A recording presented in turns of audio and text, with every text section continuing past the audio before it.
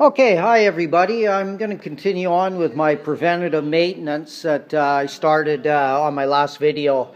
Remember on the last video I was painting these bolts here. Well, they've turned out very well. I used high heat paint.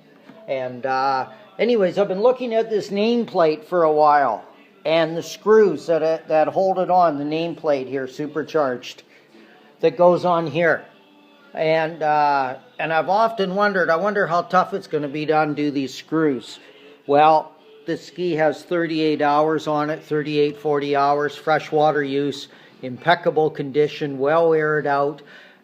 Were they tough? Oh yeah, they were really tough to get out. I stripped one of these, I guess hex, I call them Allen keys on a ratchet. I stripped one. Then I went to kind of a star type and I hammered it in a bit. And I did a lot of tapping on these screws. Very lightly, you know, to try to break them free. Just very, very lightly. And I'd tap them maybe 10 times. And then I'd try to undo them. And there's just no way. So I even tried a Allen key, an extended one. And I was going to break it.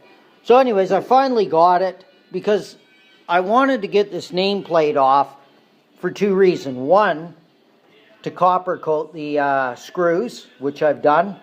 And to put some copper coat in here because who knows when I'm going to have to take this off. And I've seen a number of skis, this model with the screws snapped off here.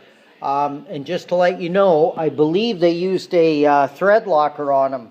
It looked like a non-permanent, like a medium thread locker. I don't know why you need thread locker on this part of it, especially with, you know, heat and cool and heat and... but I'm not an engineer. But anyways, I assume they would be tough to get out. But look at the condition of my engine. There's no rust anywhere. And they were tough. So anyways, I got them out. What I've done is I put some copper coat down the hole. Some copper coat. And I will... so anyways, that's one thing. Copper coat on the screws. There's my copper coat from Corey in Australia. Thank you. And now this bolt here... I've read on this previously, and somebody else brought it up today, can be really tough to get out. So my theory was this, to pack this in grease. Yeah, just pack it in grease. I could paint it, but I can't see that doing anything. Pack it in grease, put a skim of grease on the top, put the plate back on. And just so you know, guys, if you've ever sprayed some penetrating oil, I was using XPS. I previously... sprayed XPS along here underneath the plate, on the edge of the plate, hoping it would go down, and it does, because there was a bunch of XPS sitting in here.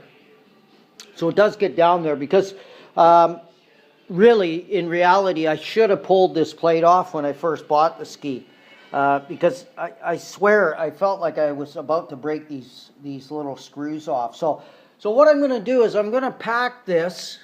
I put copper coat here and here on the screws. I'll put the plate back on.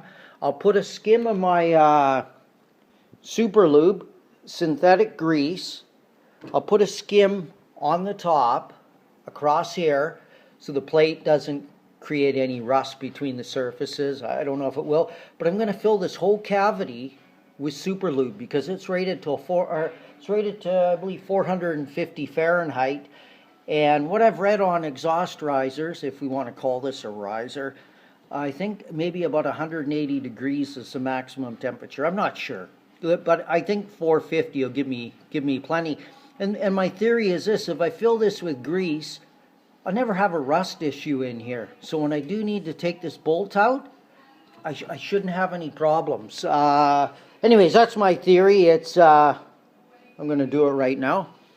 I'm going to pack grease in there, and I'll keep an eye on it and see if it starts melting and coming out. I don't think it will, but you see what I'm doing. So one day, when I need to take this off, maybe I got to get out my supercharger or something. I'm not going to fight with the plate because I've got copper coat, and I don't think I'll fight with this either.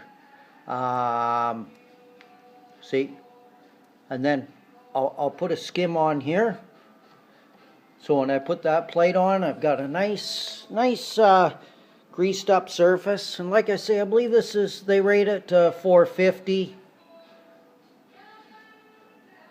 And there you are. So, and I'll even, just before I put the plate on, I'll put another goop of grease on there.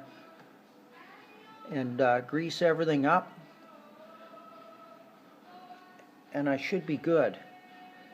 And you know, it's just preventative. I'm not saying it's going to work, but I don't think it can hurt. Because, like I say, I've seen a number of these plates, these screws snapped off, and it just looks terrible. I guess you can drill it out and put another one in, but hey, you know, for the amount of time, I mean, I'm doing more talking than working right now, but probably you can do this in about a 15-minute job, 15-20 minute job, assuming you can get these screws out fairly quickly.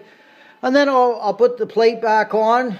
I'll put another goop of grease there, so I got lots there. I'll do the plate up and fairly snug, and leave it. So if I ever need to get it out, I shouldn't have a problem. I maybe in 10-15 hours I'll undo the screws and just see how this grease is holding up. I presume it should be fine. And anyways, that's my opinion, and just an idea. I don't know if you want to do it or not, but it might give you food for thought. Maybe you have some other ideas. And anyways, that's today's tip from Rod. Hope this helps.